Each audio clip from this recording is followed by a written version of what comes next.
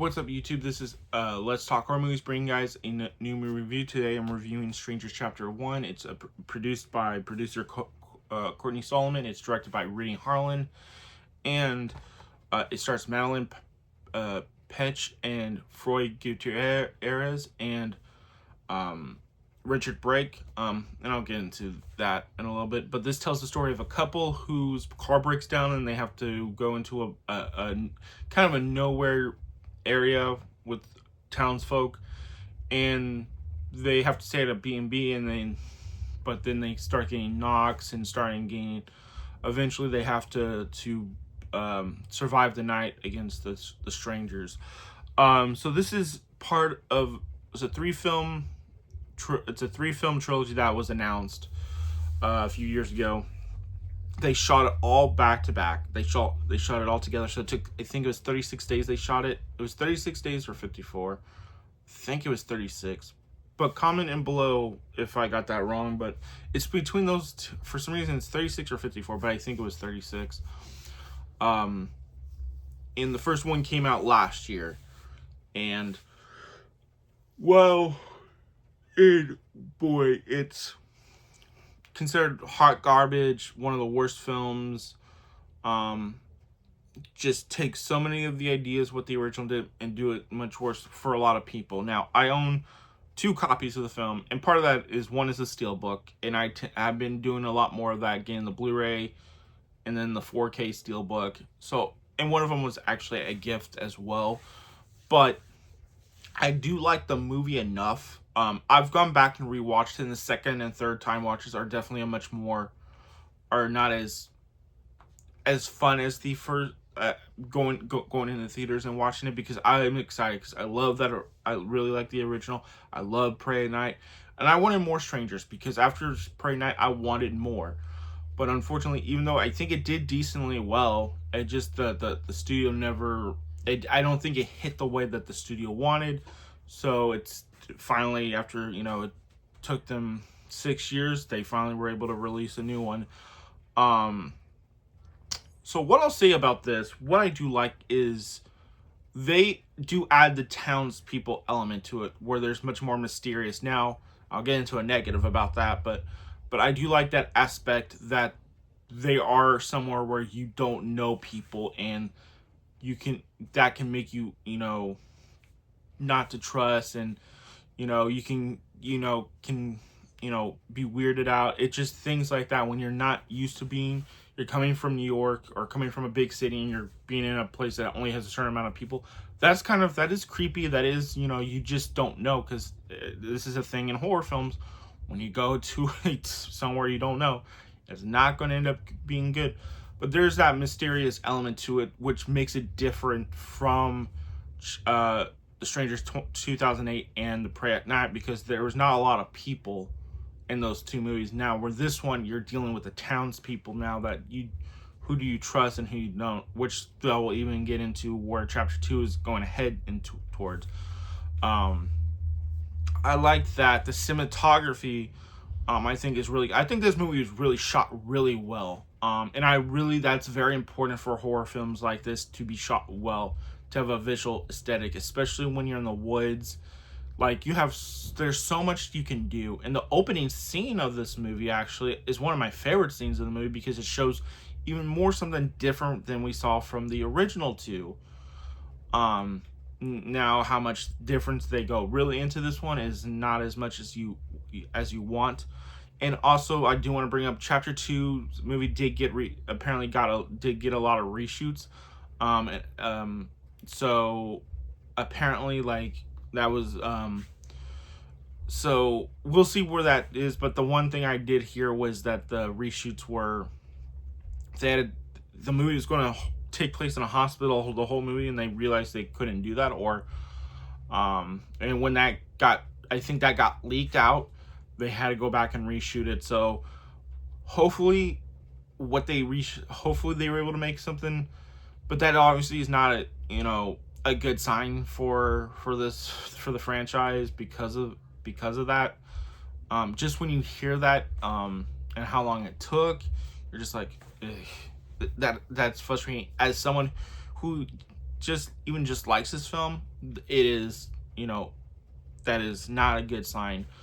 I think Madeline Petch as the main protagonist, I think does a good job. Now, I don't know if her character's written well, because I know there's people that have really criticized her performance in terms of hearing the noise and then she's smoking, a joint and stuff like that. So I get the issues, but I think she's the more likable character, but she's also the more, I think, there's a scene earlier where her boyfriend is, doesn't trust these people because after they, suddenly they saw her car, like their car's now having troubles after they come out and eat, and he's really looking at the people at the car shop, and I'll get to that, but where she's kind of more the naivete, where she doesn't think, stop making people look out to be weirder than you think. We're just, but I think Freud Gutierrez, who plays the boyfriend, I think he's fine. I just don't think him and Madeline have the chemistry that you need for a movie for this to work in terms of following these two characters. The look of the strangers are pretty much awesome. The one difference, I think it's the younger girl, the one with the hood, doesn't have the long hair anymore, so you don't know that it, like, whereas the other two did, it was the same, like, long hair, blonde hair, where this is different. So they did that difference with the strangers. But I like the hooded, the main face of the strangers. Like, the mask is much more deepened, like it's the look is definitely different, and it's not like it's, the like kind of churchy or the going to a funeral type of vibe where what he was wearing, or like a wedding like thing. It is definitely like more of a, natural, or more of a going out kind of look. It is definitely different, which I do appreciate, the changing up the looks to a degree. But like getting back to cinematography, where it has this really cool fog scene towards the third act in the woods, and it just has this bluish tint to it. Like, I really love that. Again, I'm a visual guy in terms of the like that always stands out to me. So I think, so there's things in the way they hint at the townspeople. I think that's really interesting. So now we'll get into the more of the negative aspects. This movie tries too hard to be what the original is, and that is really frustrating. And this is, again, as coming from someone who enjoyed this enough, but this is where it comes out on the rewatches, where I'm like, this tries too hard to be what that original was, the suspense stuff. What I want is what the opening, they gave us a kind of a brutal opening. They're going after this guy, and you don't know why, and then they kind of just execute him pretty much. Now, you don't see it. I wish they showed you, but I understand at the same time.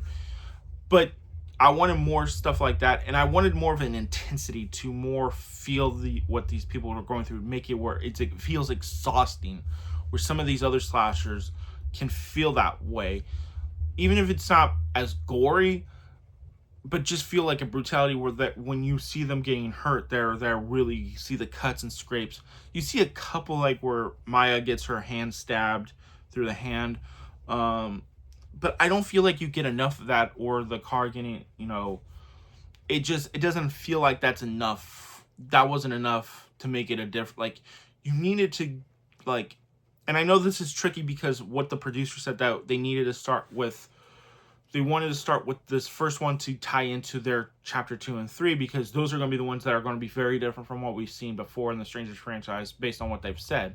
The problem is, you're going back, what you're trying to do is doing a reimagining of your own take, but in a way you're still trying to do the same things that original did. And I think even the behind the scenes, that's what even Renny Harlin was kind of hinting at. It's going to be similar to what that original was, but they were trying to do something to bring it back, like, and that was a little like going behind, like, I don't like that. obviously, again, there's things they change up, but not enough. And some of the dialogue, and especially towards the end, where it has that similar dialogue at the end of the original, and it's just like, I get what you're doing here, and it's kind of frustrating. Why would you even attempt to make something so similar? I know you're trying to get the fans into it to watch this, but we're as horror fans, we're open-minded to things. Now, I mean, I would believe we are open-minded, but like, give us something a little new. Like, if you're going to do this, if you're going to do a reimagining, do a remake like this, and to be fair, it's 16 years, so I think enough time has passed to want to do this and to do more, but don't consistently be trying to be what that original was. I don't think you're going to have the same aspect, especially with two characters we're following. Now, I think like I said, Madeline Petch, I think I think she does a good job and is giving her all in here, even if her character isn't written the best or certain choices she makes. I think she does a really good job, and I'm curious to see how this goes in 2 and 3. But they don't have this. It's not the same as Liv Tyler and Scott Speedman, even if that relationship was kind of rocky because of how he felt after kind of being turned down, kind of thing of being married, because he asked her to marry because that was the plan, and obviously that didn't, but then shit went down, and then prior to that was a family and a brother and sister fighting together. Here it's a younger couple, obviously, and just the chemistry between Madeline and Froya, I don't know if it doesn't hit that same way where that original couple from the first one does. And that's unfortunate, and that's just, it's just that's unfortunate, but sometimes that's going to be the case, and that's the risk when you're, I think, dealing with younger people. But I do like that there is more of a, there wasn't a negative connotation to the relationship. They do really care about each other. They do really love each other. But then they get into the marriage part of it too, and it's just like, okay, that's kind of that's another thing they borrow from the first movie. The only difference is that they're more happy, and they're not it doesn't come after a wedding party, and he didn't set up this thing at the house. Again, you borrow things. It's okay to nod to the stuff, but when you're doing things that are trying to do what the original, but in a slightly different way, that's going to offend a lot of people, or it's going to frustrate a lot of people. I don't want to say offend, but it will make people not look at this and like, okay, you guys weren't even trying to do something really kind of different from, you're just trying to borrow some things and make it look like it's different. Yeah, so in the end, this movie it's trying to set up what 2 and 3 are going to be. But now what makes it tougher now is chapter 2 got reshot, and a lot reshot apparently. So how does that even, that makes it like even much more okay. So where are we going now? Like how much did they change? Now, I don't know how much they changed, because I think in the trailer you still see things of the hospital, so still some of the hospital stuff is still in there, but I don't know if it's going to be the whole, and it's not going to be through the whole movie, but that's originally what it was intended to be, was the whole movie. But just this first movie just doesn't hit the way I think, does not hit the way that they think. And I think it also shows me that Renny Harlin was not the choice to direct. And I like Renny, but you have to look at the body of work, and he's done a mix of different things. And it shows how he can adapt to things, but I don't think, look, Nightmare on Elm Street 4, The Dream Master, a lot of people, and I had a lot of fun. And I think that was my first Nightmare on Elm Street film I watched, actually, was 4. But a lot of people don't like the dog pissing, bringing Freddy back to life. You got Deep Blue Sea, which is one of the best shark movies ever made. So different, and it's the opposite of what Jaws is in terms of story, in terms of really like actually really good storytelling and character development. But I mean, there's something about Deep Blue Sea that just is just really cool. And then you got Die Hard 2. I don't believe I've seen that one. I've only seen Die Hard 3. And then you got a mix of other, Cliffhanger, something I haven't seen, and Legend of Hercules with Kellen Lutz. We won't talk about that. Though I don't completely hate it. But just for the fact that it was in 3D, it's bad. So you get those mix of things, and he has other stuff coming out. So it's kind of, I don't think he was the fit to direct 3.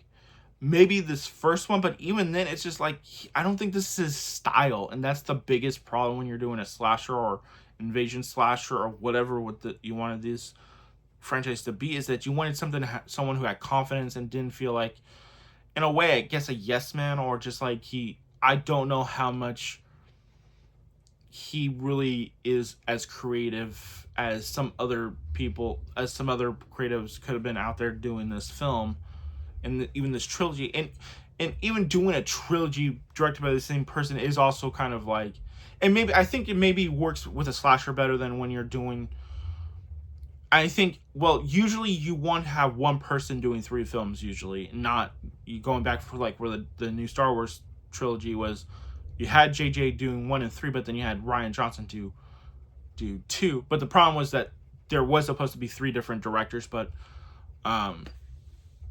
after, I think, Jurassic, I forget that something happened with, I think it was the Book of Henry for the director of Jurassic World, and that didn't hit, and they eventually went back to JJ for the 3rd one. I believe that's kind of what that happened. But again, usually you want to have one, consistent thing with the 3-film trilogy arc. The question is how big of that reshoot was different from what the original plan before apparent stuff got leaked and stuff. So I think there's a good performance from Madeline Pilich. I believe that's Petch. And then I think the actors who portray the strangers, I think, are good. I think the cinematography, the visual, the look, I think there's cool stuff in there. And I think the idea of the townspeople being involved makes it fascinating, but how they handle some of the things, the suspense, the jump scares are also kind of can be frustrating, and it just feels so what they were trying to make another suspenseful film in the first one, and it just doesn't hit the same way or really quite work because it's just not. I don't think Renny Harlin is that guy who can direct something like that. I think he would have been more in the reign of doing something much more brutal and much more intense. Like, just bring intensity and bring where these people are going through it. Like, they're exhausted, and you never really feel that way in this film. And they're all dirty and dry. Like, I wanted that kind of. If you're going to kind of be doing some things the same, at least make it feel like raw, and I didn't get that here. Now hopefully with 2 and 3 they bring a different atmosphere and a much more what I'm going for, not as much the suspense, because you're not going to get the suspense as effective, I think. But now with the element of who can you trust in chapter 2 and 3, that'll be interesting, and I hope what 2 and 3 can do. Well, 2 is going to be really very important for the success in how they handle the release of chapter 3, which they still plan on releasing, but we'll see how 2 goes, which comes out September 26th, but it will have Thursday night screening, so which I will be there. So I hope you guys did enjoy this review. Let me know what you guys thought in the comments. Did you guys like it, love it, hate it? It's meh, it's trash, whatever you want to say. Let me know. This is Let's Talk Horror Movies, signing off. Peace.